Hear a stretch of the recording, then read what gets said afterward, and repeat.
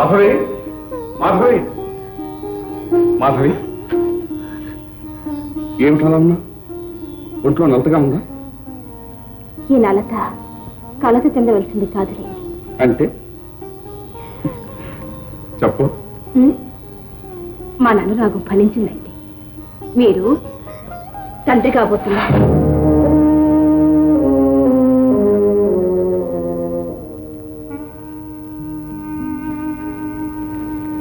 అదేమిటండి, ఈ శుభవార్త విని మీరెంతో సంతోషపడతారనుకున్నారు.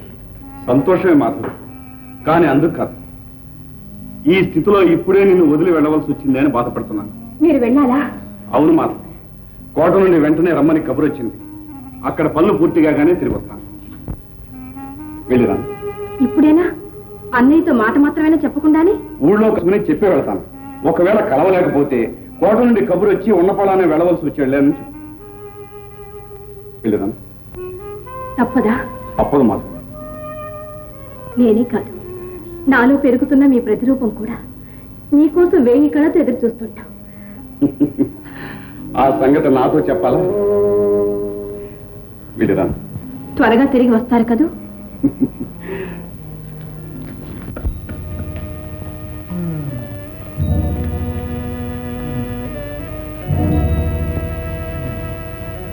ప్రభువులకు అభివాదాలు. ఎవరు? అజయ్, ఇన్నాళ్ళు ఎక్కడున్నా? ఏం చెప్పమంటారు మహారాజా? రత్నపురికి వెళ్తుండగా త్రోవలో శత్రువుల చేతిలో చిక్కాను. తప్పించుకుని వచ్చేసరికి తలప్రాణం తోకొచ్చి. అలాగా? మీరు ఆదేశించిన కార్యక్రమం నెరవేర్చలేకపోయినందుకు క్షమించండి.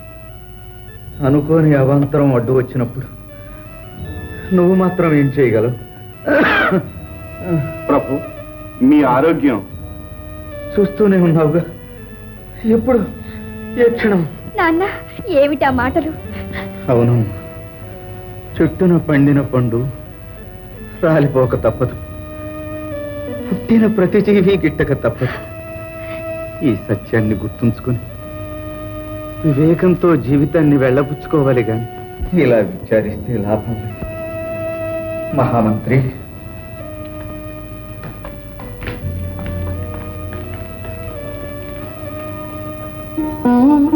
చూడమ్మా, మా తర్వాత ఈ రాజ్యానికి వారసురాలు నువ్వు.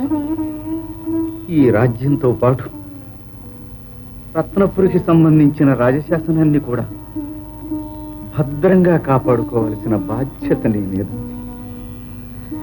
ఆ శాసనం మన ఆంతరంగిక భవనం క్రింద ఉన్న భూగృహంలో ఉంది.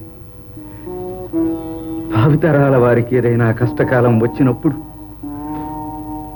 మన నిధి నిక్షేపాలు వినియోగించమని మన పూర్వుల ఆజ్ఞ. అర్థమైందా అమ్మా? ఇక నీ వివాహ విషయంలో నీకు పరిపూర్ణ స్వాతంత్రం ఇవ్వబడింది.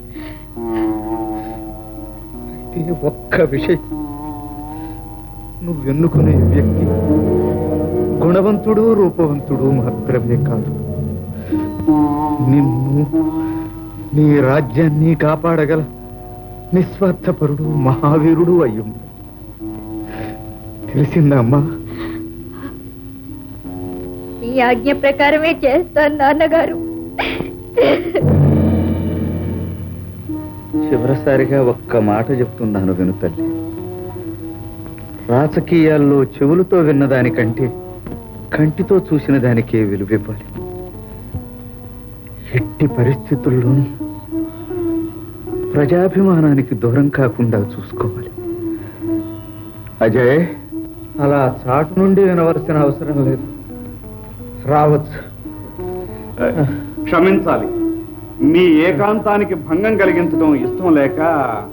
ఇక మాకు మిగిలింది ఏకాంతం. అలా అధైర్యపడకని మహారాజా, మీరు దేని గురించి చింతించవలసిన అవసరం లేదు. నాకు తెలుసు, అదే మా చిరంజీవికి చెబుతున్నాను. చూడమ్మా, ఆడది పరిపాలిస్తూ ఉంటే సహించలేని ప్రబుద్ధులు కొందరుంటారు. ఎలాగైనా సింహాసనం నుండి దించాలని ప్రయత్నిస్తారు. జాగ్రత్త. ఏమజయ్? రాజకీయాల్లో అది పరిపాటే, కానీ దేశం కోసం ప్రాణాలైనా అర్పించే దేశ సేవకులు మేమంతా ఉన్నాం. రాకుమారికి రాజ్యానికి ఎటువంటి హాని కలగకుండా చూసుకుంటాం. మహారాజా, దయచేసి మా మనవి మన్నించి దేశ శ్రేయస్సు దృష్ట్యా ఆ రాజశాస్త్రం ఎక్కడుందో ఆ విషయాలన్నీ కాబోయే పాలకురాలే చర్చిస్తుంది. నా బిడ్డను భగవంతుడే కాపాడతాడు, భగవంతుడే కాపాడతాడు. మహారాజా,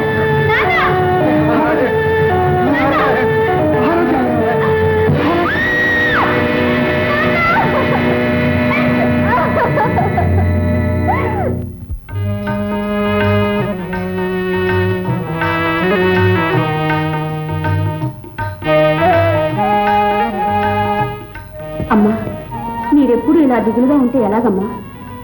ఏం చేయని కంటికి రెప్పలా కాపాడే కన్న తండ్రి మరణించాడు. అంతులేని బరువులు బాధ్యతలు అంటగట్టారు. రాజకీయాల్లో ఎవరిని నమ్మాలో ఎవరిని నమ్మకూడదో ఏమీ అర్థం కావడం లేదు. ఆంతర్యం చెప్పుకునే ఆత్మీయులుంటే ఎంతో బాగుండేది. రాకుమారి పద్మినీదేవి గారికి మా అభివాదాలు. ఏమిటి ఇలా దయచేశారు? ఏముంది, మీతో కొన్ని రాసకార్యాలు ముచ్చటిద్దామని. పారిజాతం, రాజకీయాల్లో తన మనస్సుని తానే నమ్మకూడదు. నువ్వు రాజకీయాలన్నారు, ఏమిటో చెప్పండి.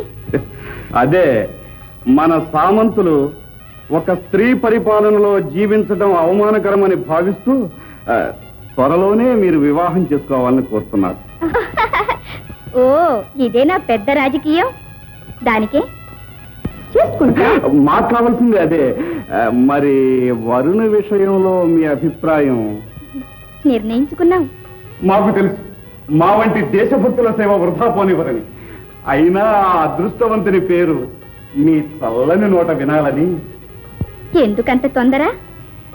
మీతో చెప్పకుండా, మీరు లేకుండా మా వివాహం జరుగుతుందా? సమయం రానివ్వండి. అవునవును, మా సందేహం కూడా తీరిపోయింది. సెలవు రాకుమారి.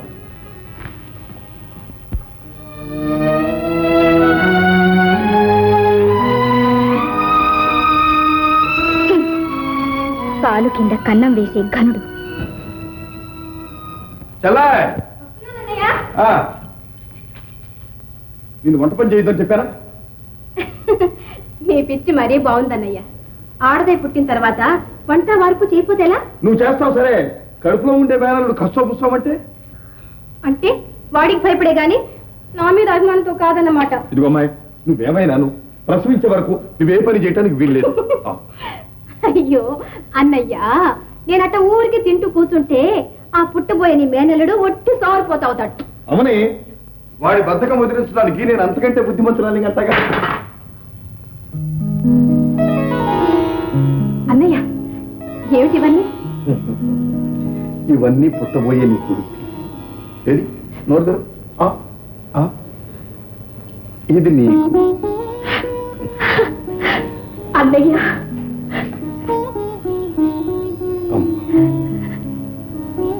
ఈ పరిస్థితుల్లో అమ్మ ఉంటే నీకన్నీ చేసి పెట్టేది. కానీ నాకు కొన్ని తెలుసు, కొన్ని తెలియదు. కాదన్నయ్యా, అమ్మ లేదన్న మాటే గాని నువ్వు నాకేం నోటు చేస్తున్నావు? అమ్మ కన్నా ఆదరంగా చూస్తున్నావు కదా. నేను నీడకెళ్ళొస్తాను. నేను తెచ్చాగా. అన్నయ్య, ఏ అన్నయ్య చెప్పాలేమిటి? నాకు తెలుసు, అసలే లోతు బావులు. నువ్వు తోడి తేగలవా? తెచ్చి తల్లి, ఇవ్వనమ్మా చింతకాయలు. చింతకాయలు ఎందుకురా? కడుపుతో ఉండేవాళ్ళు చింతకాయలు తినక నీలాగా ముంతపప్పు తింటారనుకున్నావా? ఇది కూడా నాకు తెలియదు. అందుకే మహానుభావ, ఆ 3 ముళ్ళు వేయవయ్యా. ఆ వచ్చే వదిన గారు అన్ని చూసుకుంటున్నట్టే వింటావా? వచ్చే వదిన గారు అన్ని చూసుకుంటుందో ఇలాగే కడుపుతో ఉంటుందో నాకేం తెలుసు. మరి భార్య